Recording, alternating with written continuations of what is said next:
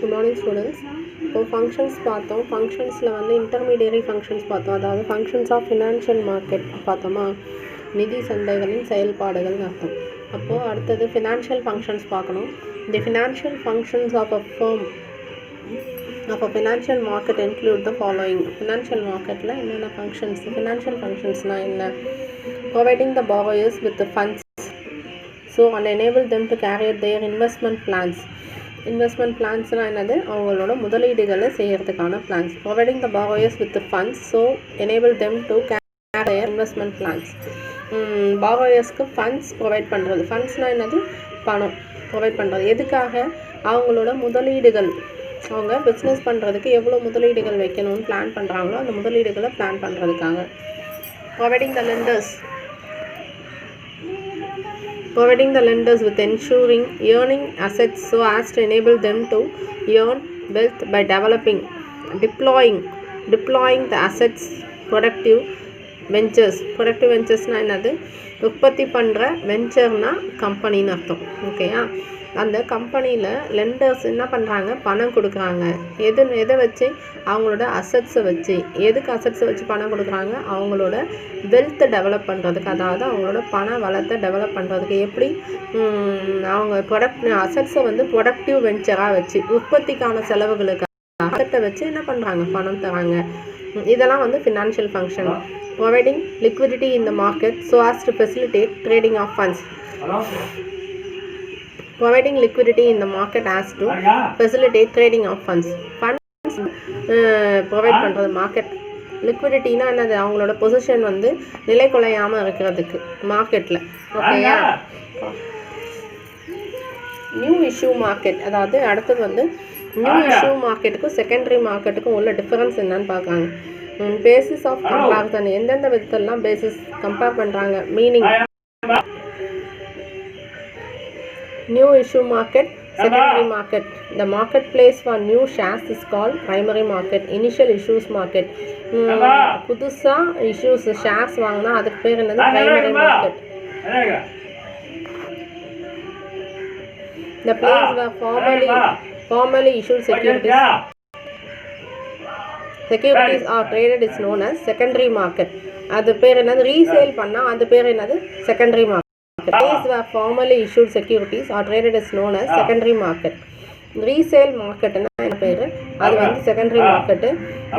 இனிஷியலா இஷ்யூஸ் பண்ணது issue market. அப்படி காந்துக்குதே மொத்தம் கண்ணு தான் போறா.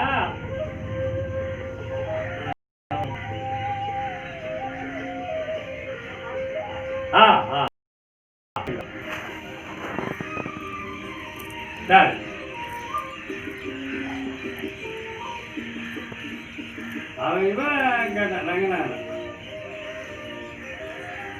பையிங், அது எப்படி வாங்குறாங்கன்னா financing. It supplies funds to budding enterprises and also to existing companies for expansion of diversification. It does not provide funding for companies. It supplies funds to budding enterprises and also to existing companies for expansion and diversification. Diversification-na என்னது? It supplies funds to budding enterprise-na என்னது? புதுசா ஆரம்பிக்கிற new issue மார்க்கெட்ன்றது எதுக்காக? புதுசா வாங்குற shares எல்லாம் issue பண்ற market வந்து நியூ இஷ்யூ மார்க்கெட்னு மேலே படிச்சோமா?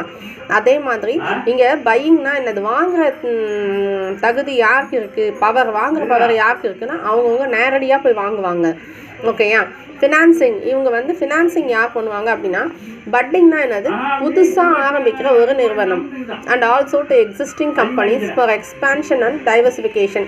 புதுசாக ஆரம்பிக்கிற நிறுவனங்களாகவும் அண்ட் ஆல்சோ ஃபார் எக்ஸ்பான்ஷன் அப்படின்னா என்னது? ஏற்கனவே இருக்கிற கம்பெனி அவங்க எக்ஸ்பேண்ட் பண்ணுறதுக்கும். டைவர்சிஃபிகேஷன்னா என்னது? ஒன்றுத்துலேருந்து இன்னொன்று மாற்றி அமைக்கிறதுக்கும் உதவும். ஓகேயா? அதுக்காக ஃபினான்ஸ் பண்ணுவாங்க. It does not provide funding to companies. Market வந்து கம்பெனிஸ்க்கெல்லாம் என்ன பண்ணாது? ப்ரொவைட் பண்ணாது. அது வந்து ஒரு செகண்டரி மார்க்கெட்டு தான், வாங்கி ரீசேல் பண்ணுற மார்க்கெட் அது. ஓகேயா? How can securities be sold? இங்கே எப்படி சோல்டு பண்ணுவாங்கன்னா ஒன்லி ஒன்ஸ். இங்கே வந்து மல்டிபிள் டைம்ஸ். இங்கே வந்து எத்தனை வாட்டி வேணாலும் என்ன பண்ணிக்கலாம், ரீசேல் பண்ணிக்கலாம். ஏற்கனவே அதோட ப்ரொசீஜரே என்ன செகண்டரி மார்க்கெட்னாலே ஒருத்தவங்க கிட்ட வாங்கி இன்னொருத்தவங்க கிட்ட கொடுக்குறது, அது ரீசேல் மார்க்கெட்டு தான். ஓகேயா? பையிங் அண்ட் செல்லிங் பிட்வீன், யாருக்கு நடுவில் இதை வாங்குவாங்க விற்பாங்க, கம்பெனி அண்ட் இன்வெஸ்டார்ஸ். அடுத்தது இன்வெஸ்டார்ஸ், கம்பெனியும் இன்வெஸ்டார்ஸும் சேர்ந்து இதில் கம்பெனி இல்லைனா இன்வெஸ்டார்ஸ் யார் முதலீட்டாளர்களோ இல்லை ஒரு நிறுவனமோ வாங்குவாங்க. இங்கே வந்து வெறும் இன்வெஸ்டார்ஸ் மட்டும்தான். ஓகேயா? இதில் யார் கெயின்டு பர்சன் அப்படின்னா ஆர்கனைசேஷன், கம்பெனினா ஆர்கனைசேஷன். ஓகேயா? இங்கே யார் லாபத்தை பார்ப்பாங்க நியூ இஷ்யூ மார்க்கெட்லனா கம்பெனி தான். ஓகேயா? இங்கே வந்து இன்வெஸ்டர்ஸ். இன்டர்மீடியரி, இங்கே யார் இன்டர்மீடியராக இருப்பாங்க, நடுநிலையாக யார் இருப்பாங்க அப்படின்னு கேட்டால் அண்டர் ரைட்டர்ஸ். இங்கே வந்து புரோக்கர்ஸ். அண்டர் ரைட்டர்ஸ்னால் யார், உனக்காக பேசுகிறவங்க தான் அண்டர் ரைட்டர். அதே மாதிரி தான் இவங்க புரோக்கர்ஸ். ஓகேயா? ப்ரைஸ், இங்கே வந்து நியூ இஷ்யூ மார்க்கெட்டில் ப்ரைஸ் வந்து ஃபிக்ஸட் ப்ரைஸு. இங்கே வந்து fluctuates depends on the demand and supply of போஸ். ஏன்னா அது ரீசேல் மார்க்கெட்டுன்னு சொன்னாங்க இல்லையா? அப்போ ஃப்ளக்சுவேட்னா என்னது, ஃப்ளக்சுவேஷன்னா மாறும். எதை டிபெண்ட் பண்ணி மாறும், அதுக்கு டிமாண்டும் சப்ளையும் எப்படி இருக்கோ அதுக்கு தகுந்த மாதிரி விலை ஏற்றங்கள் மாறிக்கிட்டே இருக்கும். இங்கே வந்து ஒரு மாட்டி ஃபிக்ஸ் பண்ணால் அந்த ஃபிக்ஸட் ப்ரைஸ் தான். Organisational difference, not rooted to any spot or geographical location. It has physical existence, not rooted to any specific spot or geographical location. இங்கே தான் மட்டும்தான் நியூ இஷ்யூ மார்க்கெட்டு அப்படின்றதுலாம் ஒரு ஜியாகிரபிக்கல் லொக்கேஷன்லாம் கிடையாது. ஆனால் இதுக்குன்னு ஒரு செபி அது மாதிரி ஸ்டாக் எக்ஸ்சேஞ்சஸ் இருக்குல்ல, அதுதான் வந்து secondary market. It has physical existence. இதுக்கு வந்து ஃபிசிக்கல் எக்ஸிஸ்டன்ஸ் கண்டிப்பாக இருக்கும். ஓகேயா? Classification of financial assets. Financial அசட்ஸை எப்படி பண்ணியிருக்காங்கன்னு சொல்கிறாங்க. Financial assets can be classified differently under different circumstances. One such classification is marketable assets, non-marketable assets. ஒன்று வந்து marketable asset, இன்னொன்று வந்து non-marketable asset. பங்கை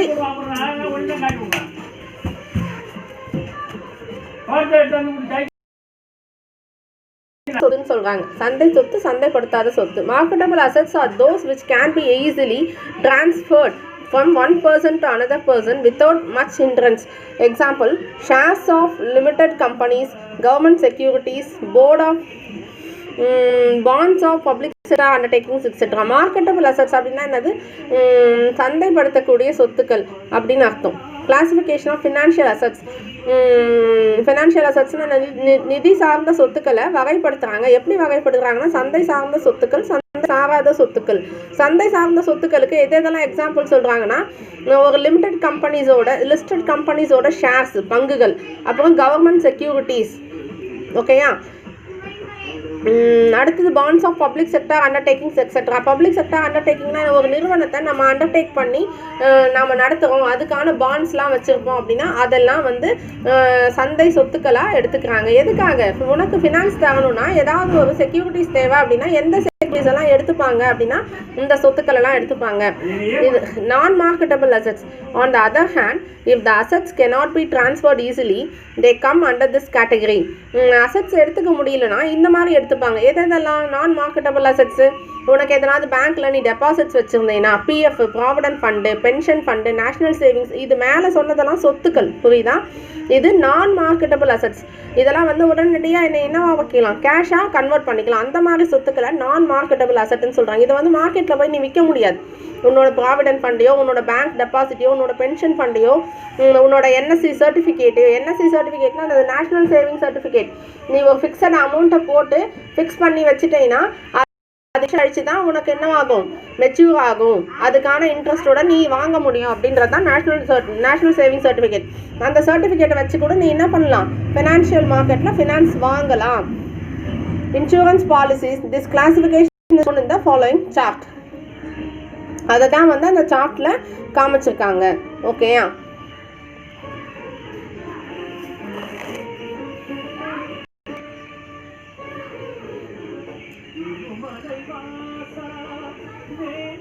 ஓகே, இது வந்து இப்போது இந்த கொஸ்டின் ஆன்சரு இது 5 மார்க்ஸ் 2 தான் இருக்குது. இந்த லெசன் 5க்கு 5 மார்க் இருக்குது. ஓகேயா? சூஸ் த பெஸ்ட் ஆன்சர் ஒரு 5 இருக்குது. படிச்சுட்டு எனக்கு 2 நாளில் ஒரு கொஸ்டினாவது எழுதி காமிங்க. உங்களுக்கு டெய்லி நடத்துறது வேஸ்ட்டு தான். அதில் பேஜ் நம்பரோடு இருக்குது பாருங்கள், அதுக்காக தான் இதை காமிக்கிறேன். பேஜ் நம்பரோடு இருக்குது, அந்த பேஜ் நம்பரில் அந்த கொஸ்டின் குறிச்சும் இருக்குது. ஓகேயா, பார்த்துக்கோங்க, குறிச்சும் இருக்குது. வேணும்னா உங்களுக்கு நான் ஃபோட்டோ கூட எடுத்து உங்களுக்கு நான் அனுப்புகிறேன். ஓகேயா, தேங்க்யூ.